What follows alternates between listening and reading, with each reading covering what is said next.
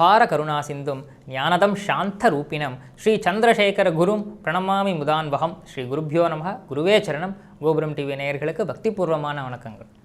மகாபிரியவா அற்புதங்கள் தொடரில் மகானிடத்தில் ஒரு விஷயத்தை நாம் சொல்லாமல் இருந்துட்டோம் என்ற எண்ணம் ஒரு பக்தருக்கு வந்தது என்றால் அது நிச்சயமாக முழுக்க முழுக்க அறியாமையாகத்தான் இருக்கும் என்பதை நாம் பல அற்புதங்களில் பல எபிசோடில் பார்த்துருக்கோம்.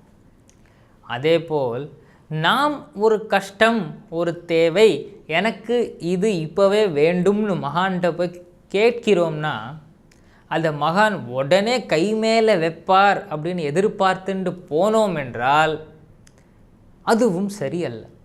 நமக்கு எந்த காலத்தில் எது கிடைக்க வேண்டும், இந்த காலத்தில் இது கிடைத்தால் இவனுக்கு அது உபயோகமாக இருக்குமா இல்லையா என்பதை அந்த மகான் மட்டுமே அறிவார். அதுவும் நிச்சயமான உண்மை இல்லையா? அதுவும் மகான் ஒன்று சொல்லும் பொழுது நான் ஒன்று கேட்டேன், அவர் இப்படி ஒன்று கொடுத்துருக்காரு, இதை வச்சுன்னு நான் என்ன பண்ணுறது, சம்பந்தமே இல்லையே அப்படின்னு நாம் நினைத்தோம் என்றால் அதுவும் நம் அறியாமையே. மகானின் ஒவ்வொரு சொல்லிற்கும் ஒரு காரணம் உண்டு.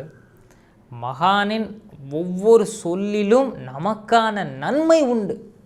தெய்வத்தின் குரலை நாம் வாசிக்கும் பொழுது மகான் சொன்ன ஒவ்வொரு விஷயத்திலும் நாம் என்ன செய்கிறோம், நாம் எப்படி வாழ்ந்துண்டு வரோம், நாம் நம்மை எப்படி திருத்தி கொள்வது என்பதற்கான ஒவ்வொரு விஷயமும் வரும். ஆக மகானின் வாக்கு சாக்ஷாத் வேத வாக்கு. இப்படித்தான் ஒரு கிராமவாசிகள் மகானை தரிசிக்க வருகிறார்கள். அவர்கள் வசித்திருந்த கிராமம் என்பது ரொம்ப பசுமை வாய்ந்த கிராமம்லாம் கிடையாது. அங்கும் தண்ணீருக்கு அவ்வப்போது பஞ்சம் ஏற்படும். மழை வந்தால் எல்லாம் பசுமையாக இருக்கும், மழை இல்லைன்னா சிரமம்தான். இப்போ ஏற்பட்ட ஒரு கிராமம்தான் அது. ஆனால் அந்த கிராமவாசிகளுக்கு பகவான் மேல் அதீத நம்பிக்கை இருந்தது. இப்போ மகாபிரியவாள்கிட்ட சுவாமி காரியமாக தான் வந்திருக்கா. என்ன விஷயம்? சாமி, எங்கள் ஊரில் ஒரு கோயிலில் பிள்ளையார் சிலை இருந்தது சாமி. பெரியவா அப்படின்னார். திடீர்னு அந்த பிள்ளையார் சிலை யாரோ களவாண்டு போயிட்டாங்க சாமி, திருடிக்கிட்டு போயிட்டாங்க. கோயிலுக்கு போனால் இப்போ பிள்ளையாரே இல்லை சாமி, நான் இப்போ என்ன பண்ணுறது, எங்களுக்கு ஒரு பிள்ளையார் சிலை கொடுங்க சாமி, நாங்கள் போய் கோயிலில் வச்சுக்கிறோம். இப்படி எளிமையான மக்கள் நேர்மையாகவே பெரியவாள்கிட்ட சொல்கிறா, இப்படி எங்களுக்கு ஒரு பிள்ளையார் சிலை கொடுங்க, கோயிலில் போய் வச்சுக்கிறோம் அப்படின்னு. பெரியவா அவளையே பார்த்துட்டு இருந்தாராம். மகா பெரியவாளுக்கு இந்த எளிமையான மக்கள் வரும் பொழுது, அதிலும் இந்த ஏழ்மை நிலையிலிருந்து வரும் பொழுது அவர்கள் அந்த நேர்மையாக பேசுவார்கள் இல்லையா, உள்ளொன்று வைத்து புறமொன்று சொல்ல தெரியாத அப்பேற்பட்ட நெஞ்சங்களை பார்ப்பதில் மகாபெரியவாளுக்கு ஒரு சந்தோஷம். அவளை பார்த்துட்டு சிரிச்சுட்டே சொல்கிறாராம், உங்கள் ஊரில் ஏரி குளம்லாம் இருக்கோ அப்படின்னு கேட்டார். இது என்ன இது, நாம் பிள்ளையார் சிலை கேட்டால் அவர் ஏரி பற்றி சொல்கிறாரு அப்படின்னு. இருக்குங்க, ஒரு ஏரி இருக்குது. அந்த ஏரியில் தண்ணி இருக்கோ அப்படின்னு கேட்டாராம். தண்ணி கொஞ்சம் இருக்குங்க அப்படின்னு சொன்னதும், சரி மழை வந்தால் தண்ணி நிற்குமோ அந்த ஏரியில் அப்படின்னு கேட்டாராம். இல்லைங்க, அந்த ஏரி கொஞ்சம் தூர் வாரணுங்க, ரொம்ப குப்பையாக இருக்குங்க, தண்ணியெல்லாம் சரியாக நிற்கலைங்க அங்கே. ஓஹோ, அந்த ஏரியை தூர்வாரி மழை வந்து தண்ணியெல்லாம் நின்றுதுன்னா இந்த கண்டு காளிகளுக்கெல்லாம் ரொம்ப பிரயோஜனமாக இருக்கும்ல, விவசாயத்துக்கும் பிரயோஜனப்படும்ல. இவர் என்ன இதெல்லாம் கேட்குறாரு, நாம் பிள்ளையார் சிலை தானே கேட்டோம்னா, ஆமாம் சாமி, தூர்வாரினா ரொம்ப பிரயோஜனமாக தான் இருக்கும், தண்ணியும் நிறையா நிற்கும், எங்களுக்கும் தேவையாக இருக்கும். அப்போ ஒன்று பண்ணுங்க, நேராக ஊருக்கு போயிட்டு உங்கள் ஊரில் இருக்கிற ஏரியை தூர்வாரி ஆழப்படுத்துங்க, சரியா, போயிட்டு வாங்கன்னு பிரசாதம் கொடுத்துட்டார். அவர் அப்படி பிரசாதம் கொடுக்கறதுக்கு கையை தூக்கிட்டார் என்றாலே எல்லாம் முடிஞ்சு போச்சோ சம்பாஷணை, ஊருக்கு போயிட்டு வான்னு அர்த்தம். இப்போ இவர்களுக்கு எதுவுமே புரியலை. நம்ம ஒன்று கேட்டால் இவர் பதிலுக்கு நம்மள்ட்ட ஒரு 4 கேள்வி கேட்டு அனுப்பிட்டாரேன்னு பிரசாதத்தோடையே பஸ் ஏறி நேராக ஊருக்கு வந்து சேர்ந்து ஊரில் ஒரு சின்ன மீட்டிங் மாதிரி போடுறாங்க. இந்த ஆலமரத்தடியில் எல்லோரும் உட்காந்து பேசுவா இல்லையா, அப்படி ஒரு மீட்டிங். அதில் வந்து ஊர் முக்கியஸ்தர்கள் சொல்கிறார்கள், இங்கே பாருங்கள், மகா பெரியவங்களே சொல்லிட்டாங்க ஏரியை தூர்வாரணும்னு, நாம் தான் அதை செலவு பண்ணணும், அரசாங்கம் எப்போ பண்ணுவாங்கன்னு தெரியாது, இப்போ நம்ம பெரியவங்க சொல்லி செய்யாமல் போயிட்டால் சாமி குத்தம் ஆகிடும் அப்படின்னு வேற சொல்கிறாங்க. ஆக மெத்த படித்தவர்கள் எவ்வளவோ பேர் ஆச்சாரியால்கிட்ட போய் வேண்டிண்டு அதுக்கப்புறம் செய்யலாமா வேண்டாமான்னு ரொம்ப நேரம் காலம் தாழ்த்தி சிந்தித்து இதெல்லாம் செய்யும் பொழுது அந்த ஊர் மக்களுக்கு இருக்கிற நம்பிக்கை பாருங்க, பெரியவங்க சொல்லி செய்யலைன்னா சாமி குத்தமாயிரும், இதை கண்டிப்பாக செஞ்சுருவோம் என்ற அந்த நம்பிக்கையை தான் இந்த பரமன் எதிர்பார்க்கிறார். சரி செய்வோம் அப்படின்னு தீர்மானிச்சுட்டு நல்ல ஒரு வலிமையான மக்கள் ஒரு 10 பேரை கூட்டிட்டு வந்து இந்த கடப்பாறை, இந்த தோன்றத்துக்கான வஸ்துக்கள், பெரிய பெரிய மண் செட்டிகள் இது எல்லாத்தையும் எடுத்துட்டு வந்து அந்த ஏரியை தூர்வார ஆரம்பிக்கிறார்கள். முதல்ல ஒரு ஈட்டி எடுத்துட்டு வந்து தோண்டுகிறார்கள். இப்படியே 1 மணி நேரம் தோண்டிகிட்டே இருக்கா. சரி தோண்டி குப்பையெல்லாம் எடுத்து எடுத்து எடுத்து போட்டுட்டே இருக்கா. 1 மணி நேரம் கழித்து டங்குன்னு ஒரு சத்தம் அந்த ஏரியிலேருந்து வருது. ஐயா ஏதோ சத்தம் வருதுங்க அப்படின்னு இவர் இங்கேருந்து கூப்பிட எல்லாரும் அங்கே வந்து நிற்க அந்த இடத்த தோண்டி எடுத்து பார்த்தா ஒரு பிள்ளையார் சிலை. திருட்டு போனாரே அந்த பிள்ளையார் கிடையாது, இன்னொரு பிள்ளையார், அதை விட பெரியவராக இருக்கிறார் உருவத்தில், அதை விட சௌந்தரியமாக இருக்கிறார். ஓஹோ பிள்ளையார் வந்துட்டார், இதுக்குத்தான் மகா பெரியவா தோண்ட சொன்னார் போல இருக்கு அப்படின்னு இவங்களார் முடிவுக்கு வந்தாலுமே அப்போது அந்த ஊர் தலைவர் சொல்கிறார், இல்லை இல்லை ஏரியை தூர்வார சொல்லியிருக்கார் பெரியவர், அந்த வேலையை ஒழுங்காக பண்ணிவிடுவோம், திருப்பி சாமி குத்தம் ஆயிட போதுப்பா நீ பாட்டுக்கு தோண்டு அப்படின்னு சொல்ல மறுபடியும் தோண்டுகிறார்கள். இப்படியே தோண்டி தோண்டி மறுபடியும் ஒரு 1/2 மணி நேரம் ஆகிறது. டனார்னு ஒரு சத்தம். சாமி மறுபடியும் சத்தம் வருதுங்க அப்படின்னு இவர் இங்கேருந்து அழைக்க மறுபடியும் ஊர்க்காரங்கள்லாம் வந்து பார்த்தா தோண்டி எடுத்த ஒரு பெரிய சிவலிங்கம். அந்த பரமன் முதல்ல வெளில வரார்.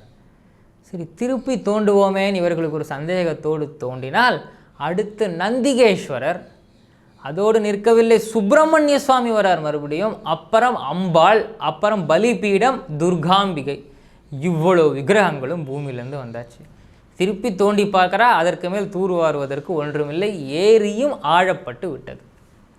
இப்போது எல்லாத்தையும் எடுத்துட்டு என்ன பண்ணுறதுன்னு தெரியாமல் ஓட்டமாக நடையா கட கட கடன்னு காஞ்சிபுரம் வந்து ஸ்ரீமடம் வந்து, சாமி நான் உங்கள்கிட்ட ஒரே ஒரு பிள்ளையார் சிலை தாங்க கேட்டேன், ஆனால் நீங்கள் ஒரு கோயிலே கொடுத்துட்டீங்களேங்க அப்படின்னு எல்லாருமே வேண்ட, யாருக்கும் ஒரு குறையும் இல்லை, அந்த ஊரும் க்ஷேமமாக இருக்கும். அதே ஏரிக்கரையில் ஒரு கீத்து கொட்டகையை போடுங்கோ, அதுக்குள்ளே எல்லா சுவாமியும் எடுத்து வைங்கோ, வச்சு உங்கள்கிட்ட என்னென்ன பழம்லாம் விளையிறதோ அந்த பழங்களெல்லாம் சுவாமிக்கு நைவேத்தியம் பண்ணுங்கோ அப்படின்னு சொல்கிறதுக்குள்ளே அந்த ஊர் மக்கள், அப்போ ஒரு கோயில் கட்டணவீங்க, இவ்வளவு சாமிக்கு என்னங்க பண்ணுறது அப்படின்னு, பிள்ளையார் வந்துட்டாரோன்னோ ஆட்டோமேட்டிக்காக கோயிலும் வந்துடும், கவலையே படாதே. மறுபடியும் கை தூக்க அந்த மக்கள் புரிந்து கொள்கிறார்கள். இப்படி கை தூக்கி பிரசாதம் கொடுத்தாச்சுன்னா போயிட்டு வான்னு அர்த்தம்னு ஊரே நமஸ்காரம் பண்ணி பிரசாதம் வாங்கிட்டு அங்கிருந்து கிளம்புகிறார்கள். பெரியவா என்ன சொன்னாரோ அப்படியே செய்து கொண்டு வருகிறார்கள். பிற்காலத்தில் நிறைய பொருளும் பணமும் சேர்ந்து ஒரு அருமையான சிவன் கோயில் அந்த இடத்தில், அந்த குக்கிராமத்தில் கட்டப்படுகிறது. இது எவ்வளவு பெரிய பேர் அதிசயம்! இது பெரியவாள்கிட்ட ஒரு விக்கிரகம் கேட்டு வந்தார்கள். பெரியவாளும் எந்த பதிலும் சொல்லாமல் ஏரியை தூர்வார சொல்லி அனுப்பிவிடுகிறார். அந்த ஊர் மக்கள் பேசிக்கிறாளாம், இது என்னங்க இது வம்ப விலை கொடுத்து வாங்கினா மாதிரி ஆயிடுச்சு, இப்போ நம்ம தானங்க செலவு பண்ணோம் ஏரியை தூர்வாரத்துக்குன்னு அவர்கள் உள்ளே பேசிக்கொள்கிறார்கள். ஆனால் அந்த குக்கிராமத்தில் அந்த ஏரிக்கு உள்ளே இருந்து அந்த ஏரிக்குள்ளே ஒரு கைலை மலையே ஒளிந்துள்ளது, திருக்கைலாயமே அந்த ஏரிக்குள் உள்ளது என்பது மகா பெரியவாளுக்கு எப்படி தெரியும்? மகான்கள் சொல்வதை நாம் செய்தால் அற்புதங்கள் நிகழும் நம் வாழ்விலும் என்பதற்கு இதை விட ஒரு உதாரணம் வேண்டுமா?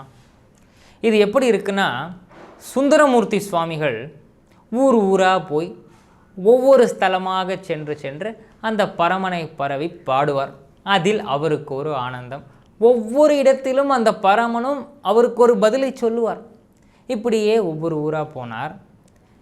இன்றைய திருச்சிக்கு பக்கத்தில் அரியலூர் இருக்கு இல்லையா, இந்த அரியலூர் வழியாக அன்று அவர் சென்று கொண்டிருந்தாராம். அப்படி போகும்பொழுது இந்த இடத்துல கோயிலே இல்லையே, யாரும் கட்டளை போல இருக்கு, நம்ம அடுத்த கோயிலுக்கு போவோன்னு போகும்பொழுது, சுந்தரா எம்மை நீ மறந்தாயோ அப்படின்னு ஒரு குரல் கேட்க, எங்கேருந்து குரல் வருது, இது என் தந்தையின் குரலாயிற்றே, என் அப்பனின் குரலாயிற்றேன்னு தேடி தேடி குரல் வந்த திசையை நோக்கி ஓட, அங்கே ஒரு பெரிய புதர், அந்த புதரை நீக்கி பார்த்தால் அதற்குள் சுவாமி சின்னவராக அழகாக காட்சி கொடுத்தாராம். அப்படியே ஆனந்த கண்ணீரோடு, உங்களை போய் நான் மறப்பேனான்னு பொன்னார் மேனியனே புலித்தோலை அரைக்கசைத்த விண்ணார் செஞ்சடை மேல் மெளிர்கொன்றை அணிந்தவனே, மண்ணே மாமணியே மழபாடியுள் மாணிக்கமே, அன்னே உன்னை அலால் இனி யாரையும் நினைக்கேனேன்னு பாடினார். உங்களை போய் மறந்துட்டேன்னான்னு கேட்கிறீங்களே, உங்களை விட்டா நினச்சிக்கிறதுக்கு கூட எனக்கு வேறு யாருமே இல்லையே சுவாமின்னு அந்த இடத்தில் ஆனந்தத்தோடு பாடி நமஸ்கரித்தார். அன்று அந்த பரமன் புதருக்கு பின் ஒளிந்திருந்தார், என்னை மறந்துட்டேன்னு கேட்டார். இன்று நம் பரமன் காஞ்சியில் இருந்து கொண்டு ஏரியை தூர்வார சொல்கிறார், சுவாமியும் வெளியே வருகிறார். இந்த விஷயம் யார் மகாபிரியவாள்கிட்ட போய் சொன்னது, இந்த ஏரிக்கு கீழே சுவாமி இருக்காருன்னு? இந்த விஷயம் மகாபிரியவாளுக்கு எப்படி தெரிந்தது? அவருக்கு யாராவது சொல்லவும் வேண்டுமா? தீர்க்கமான பக்தி இருக்கும் பொழுது, திடமான நம்பிக்கை இருக்கும் பொழுது மகானின் அருள் நம் அனைவருக்குமே கிடைக்கும். சக்ருத் ஸ்மரண மாத்திரேன பவரோக விநாசகே சந்திரசேகர பாதாப்சே வாசேதாம் ஹிருதிமே சதா.